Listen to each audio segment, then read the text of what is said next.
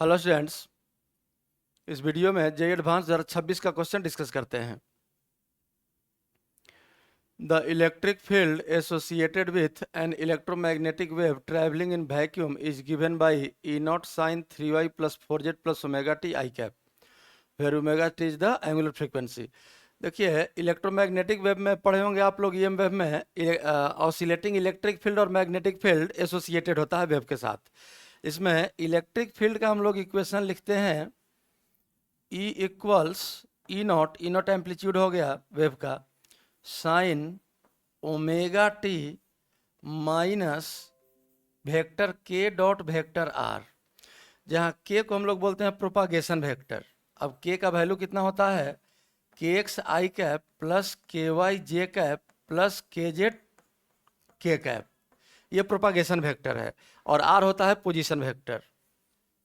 Are होता है x आई cap plus Y जे cap plus Z के कैप। यही इलेक्ट्रिक फील्ड का इक्वेशन होता है। और इस तरह से मैग्नेटिक फील्ड का भी इक्वेशन लिख सकते हैं हम लोग।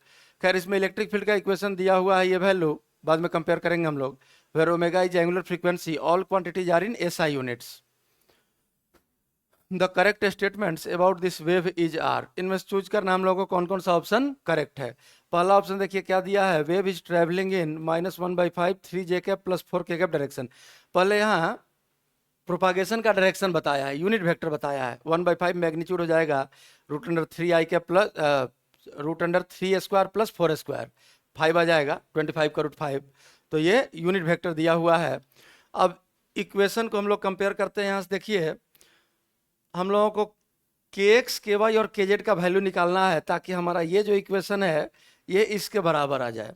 तो यहाँ साफ साफ दिख रहा है, अगर हम लोग के डॉट आर सॉल्व करें, वेक्टर के डॉट वेक्टर आर, तो ये आ गया के एक्स एक्स प्लस के वाई वाई प्लस के Z Z, dot product I dot I one J dot J one के डॉट के वन, और डिफरेंट वाला सारा डॉट प्रोडक्ट 0 हो जाता है। तो ये हो गया आपका के डॉट आर। अब यहाँ क्या है कि यहाँ प्लस में आ गया है, ये पॉजिटिव आ गया है इसका मतलब, और एक्स है नहीं। इसका मतलब यहाँ से हम लोग लिख सकते हैं कि के एक्स इक्वल्स 0, के एक्स का वैल्यू 0 है, यहाँ नहीं है एक्स कंपोनेंट, तो के एक्स 0 हो गया। अब के वाई का वैल्यू देखिए, तो यहाँ अगर हम लोग -3 रख लें, तो जब यहाँ पुट करेंगे तो माइनस माइनस +3y हो जाएगा। इसका मतलब कि के वाई का वैल्यू आपका आ गया -3 के वाई इक्वल्स -3, और उसी तरह से के जेड का वैल्यू -4 आ जाएगा। तभी यहाँ जब पुट करेंगे तो माइनस माइनस +4z आ जाएगा। तो यहाँ से के जेड आ गया आपका -4। तो अब यहाँ से हम लोग प्रोपागेशन वेक्टर लिख सकते हैं, के इक्वल्स -3 जे कैप -4 के कैप। अब अगर इस प्रोपागेशन वेक्टर के अलॉन्ग यूनिट वेक्टर हम लोग लिख लें, तो यूनिट वेक्टर को एन कैप से रिप्रेजेंट कर देते हैं, जिसमें यूनिट वेक्टर हो जाएगा वेक्टर के बाई मॉड के, वेक्टर के बाई मॉड के। और ये वैल्यू आ जाएगा कितना, इसका मैग्नीट्यूड तो हो गया 5, तो 1/5 माइनस कॉमन आ जाएगा, -1/5 और 3 जे कैप प्लस 4 के कैप, 3 जे कैप प्लस 4 के कैप। यही आ गया आपका प्रोपागेशन वेक्टर के लॉन्ग यूनिट वेक्टर। यही प्रोपागेशन का डायरेक्शन दिया हुआ है, -1/5 3 जे कैप प्लस 4 के कैप। मतलब फर्स्ट ऑप्शन आपका करेक्ट है। सेकंड ऑप्शन देखते हैं हम लोग, the magnitude of wave vector is 0.5। इसी प्रोपागेशन वेक्टर को वेव वेक्टर लिखा गया है इस क्वेश्चन में, इस ऑप्शन में, सेकंड ऑप्शन में। The magnitude of wave vector is 0.5 metre inverse. अब देखिए के यहाँ हम लोग लिखे हैं -3 जे कैप -4 के कैप, तो दिख रहा है कि इसका मैग्नीट्यूड 5 होगा, 5 से डिवाइड किए हैं, जबकि यहाँ मैग्नीट्यूड कितना दिया हुआ है 0.5। तो सेकंड ऑप्शन आपका गलत हो गया। थर्ड ऑप्शन देखिए, the value of omega is 1.5 × 10⁹ radian पर सेकंड। देखिए किसी भी वेव में, चाहे मैकेनिकल हो चाहे नॉन मैकेनिकल वेव हो, वेव में पढ़े होंगे आप लोग ओमेगा बाई भी इक्वल्स के। यही ओमेगा एंगुलर फ्रीक्वेंसी होता है, और भी वेलोसिटी, और के हो गया आपका प्रोपागेशन कांस्टेंट। ये प्रोपागेशन वेक्टर डायरेक्शन लगा देंगे तो, और ये प्रोपागेशन कांस्टेंट। तो यहाँ से हम लोग ओमेगा लिख सकते हैं, ओमेगा इक्वल्स भी इंटू के। अब ओमेगा देखिए, के का मैग्नीट्यूड आया है 5 ऐसा यूनिट में, और भी का वैल्यू देखिए क्वेश्चन में दिया है 3 × 10⁸, 3 × 10⁸। और ओमेगा का यूनिट हो जाएगा आपका रेडियन पर सेकंड एंगुलर फ्रीक्वेंसी। तो 15 इंटू 10⁸ कितना वैल्यू दिया है 1.5 इंटू 10⁹ सेम सही है।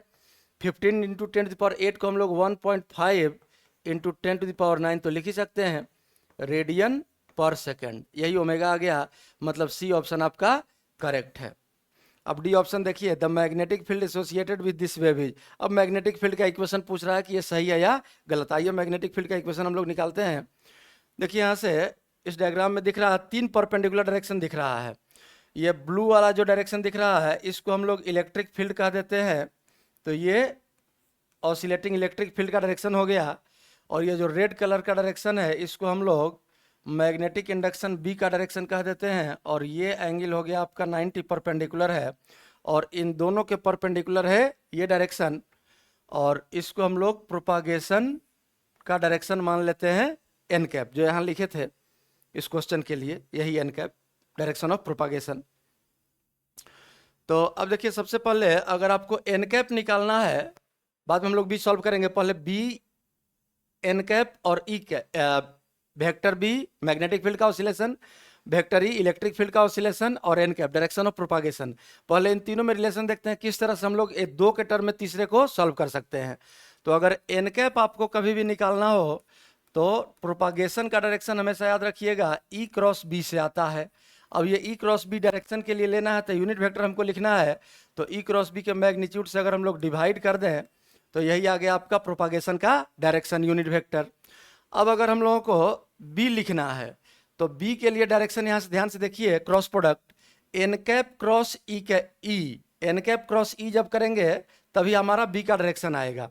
मतलब यहाँ से हम लोग लिख सकते हैं बी इक्वल्स डायरेक्शन के लिए लिख रहे हैं पहले N cap cross E, N cap cross E B का डायरेक्शन आ जाएगा। और ईएम वेव में आप लोग पढ़े होंगे इलेक्ट्रिक फील्ड के ऑसिलेशन का amplitude equal C times magnetic field के ऑसिलेशन का एम्पलीट्यूड। ये डिराइव किया जाता है, रिजल्ट आप लोग बताया गया होगा, E naught equal C B naught. तो अब यहाँ से देखिए ये तो हम लोग डायरेक्शन के लिए लिखे हैं। अब अगर बी का एक्सप्रेशन लिखना है मैग्नीट्यूड डायरेक्शन दोनों, तो क्या करना होगा, इंटेंसिटी का जो वैल्यू आ रहा है उसमें सी से हम लोगों को क्या करना होगा, डिवाइड करना होगा, तभी बी का वैल्यू मिलेगा। तो यहाँ ये डायरेक्शन आ गया और इसमें सी से डिवाइड कर दीजिए, तो 1/c एन कैप क्रॉस ई, यही बी का एक्सप्रेशन हम लोग को देखिए इस क्वेश्चन में निकालना है।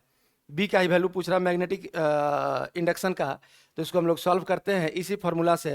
लेकिन उसके पहले अगर ई निकालना हो तो देखिए क्या करेंगे, यहाँ से ध्यान से देखिए बी क्रॉस एन कैप जब आप करेंगे तो ई का डायरेक्शन मिलेगा, मतलब ई का डायरेक्शन के लिए आगे आपका डायरेक्शन के लिए अभी लिख रहे हैं B cross n cap, B cross n cap. अब चूंकि एन कैप यूनिट वेक्टर है तो इसके मैग्नीट्यूड को चेंज नहीं करेगा, सिर्फ ये डायरेक्शन बताएगा। यहाँ भी वही था एन कैप क्रॉस ई, तो ये मैग्नीट्यूड को चेंज नहीं किया था, ई का मैग्नीट्यूड था, ई के मैग्नीट्यूड में सी से डिवाइड किए तो क्या मिल गया, बी का एक्सप्रेशन मिल गया था।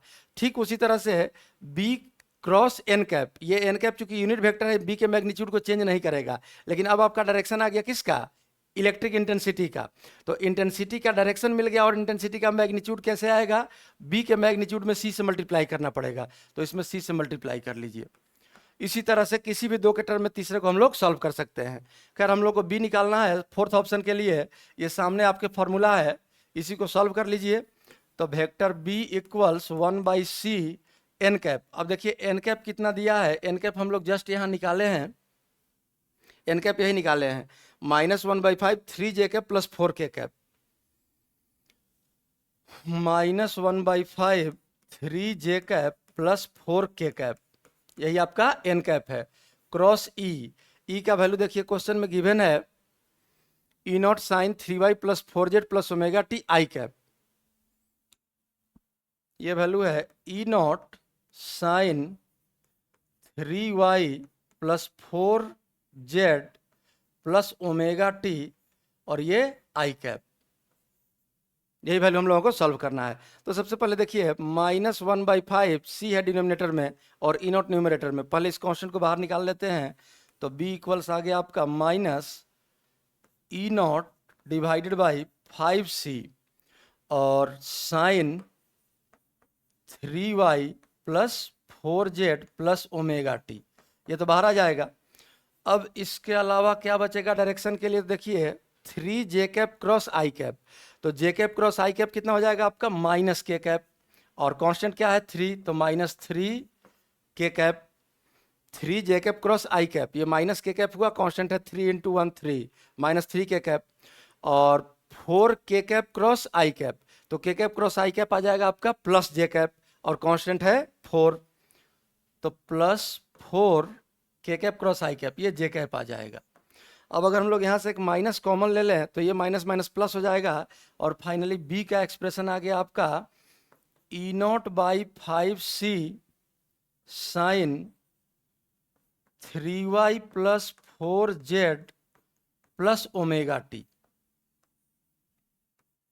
और वेक्टर मिल गया, चूंकि माइनस कॉमन लिए हैं यहाँ से, तो ये आ जाएगा 4j कैप माइनस, नहीं ये तो 4j cap plus 3k cap हुआ, माइनस कॉमन लिए हैं चूंकि, तो माइनस कॉमन जब लिए हैं तो 3k cap minus 4j cap, minus common लिए तब ये माइनस माइनस प्लस हुआ है, तो E naught by 5c sine 3y plus 4z plus omega T 3k cap minus 4j cap. देखिए क्या ऑप्शन दिया है, यहाँ 4j cap minus 3k cap, पहले तो यहाँ डायरेक्शन उल्टा हो गया और एक एक्स्ट्रा माइनस साइन आ गया, और ई नॉट बाई सी दे दिया है जबकि ई नॉट बाई 5c आया है, मतलब डी ऑप्शन आपका गलत है। यही इस क्वेश्चन का सॉल्यूशन है। दोनों पेज देख लीजिए आप लोग।